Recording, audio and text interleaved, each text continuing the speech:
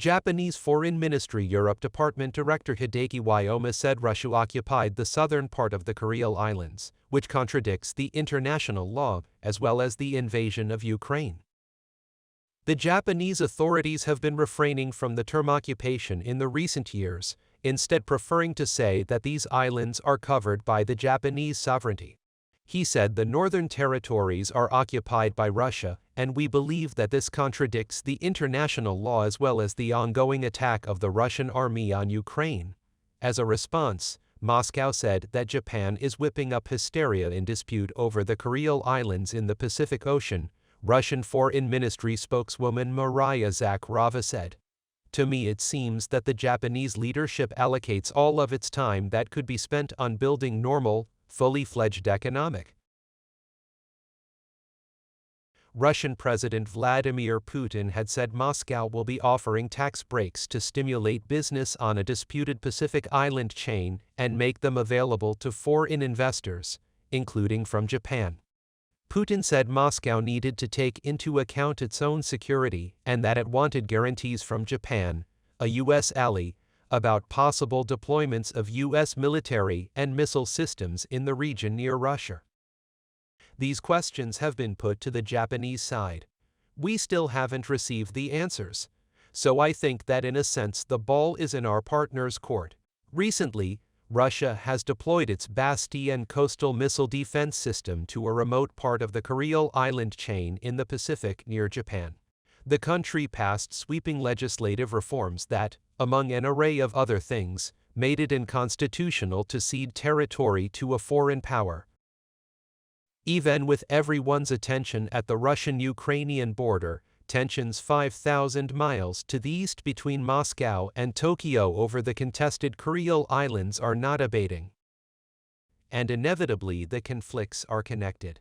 Japanese Prime Minister Fumio Kishida has said he will persistently continue negotiations with Moscow on the return of the northern territories. The United States, Japan's main ally, has publicly supported the demands, recognizing Tokyo's sovereignty over the islands due north of the capital and off the eastern coast of Russia's Far East territories. The Russians have responded with saber-rattling, starting military exercises in the Koreal Islands, which prompted an indignant response from Tokyo and a resolution approved by the Japanese parliament in support of Ukraine against the backdrop of the fight with Russia.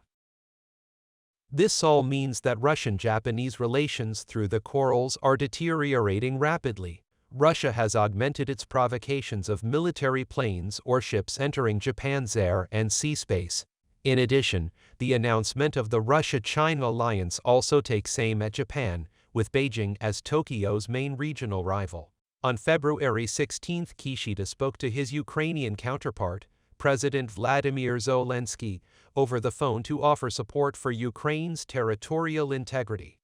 The following day, after a 20-minute phone conversation with Putin, Kishida has stopped short of confirming whether Japan would join the US LED sanctions. He appealed for a diplomatic solution, saying rather than changing the status quo by force, Russia should pursue a solution through negotiations that is acceptable to the international community. The carriers have never been peaceful. Hundreds of years ago, the indigenous people of the islands, the Ainu, fought fiercely against both the Russians and the Japanese.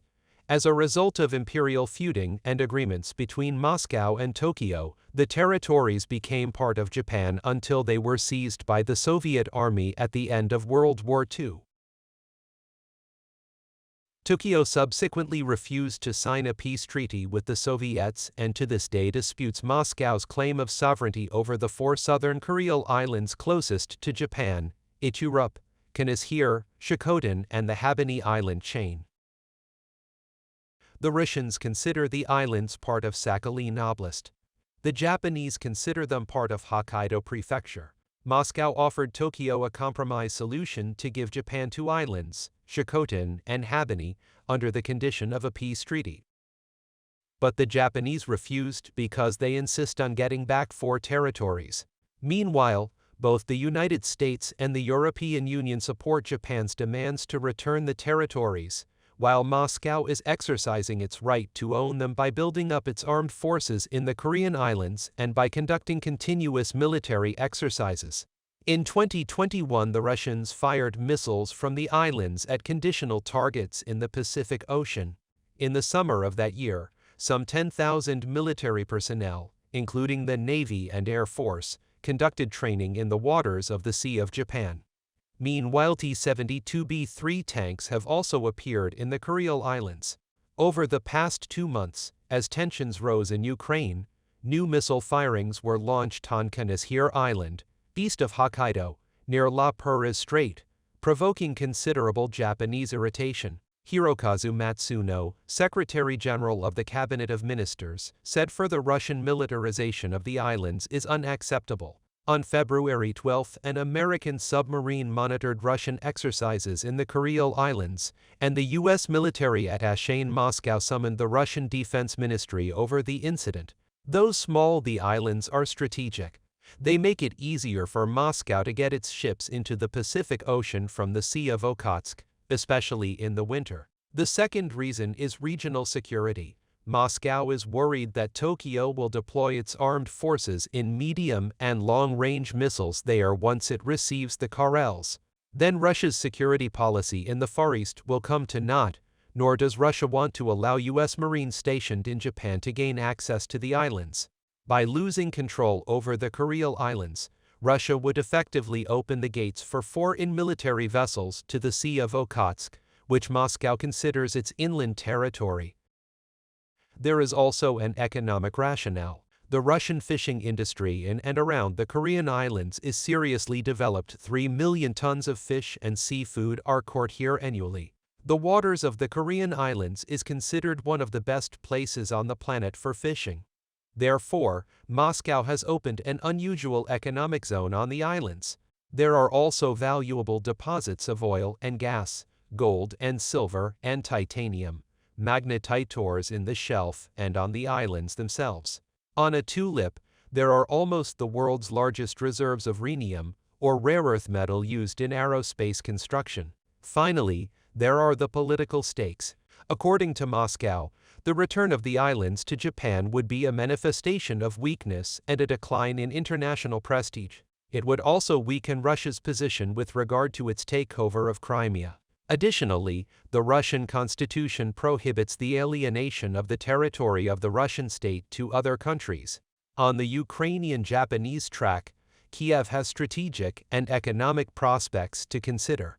First, Ukraine can link the return of Donbass and Crimea to the problem of Russia's giving Japan the disputed Koreal Islands. Ukraine has already received a positive signal from Tokyo. In case of further regression by Moscow, Japan will impose tougher sanctions against Russia. It is important to keep in mind that Japan's main adversary is China, not Russia. Moscow has become Tokyo's obvious adversary, but a secondary one. Now Japan will not reclaim the Kurils by force. Tokyo's current sanctions against Russia are more decorative rather than truly crushing. Japan has now urged its citizens and businesses to leave Ukraine, but despite its pragmatic relations with Russia, Japan is already definitively standing with Washington against Russia. This means one thing. Ukraine has carte blanche for more strategic, deep, and mutually beneficial cooperation with Tokyo on the geopolitical and economic track. Now it is necessary for Kiev to use it to maximize the potential opportunities in its favor.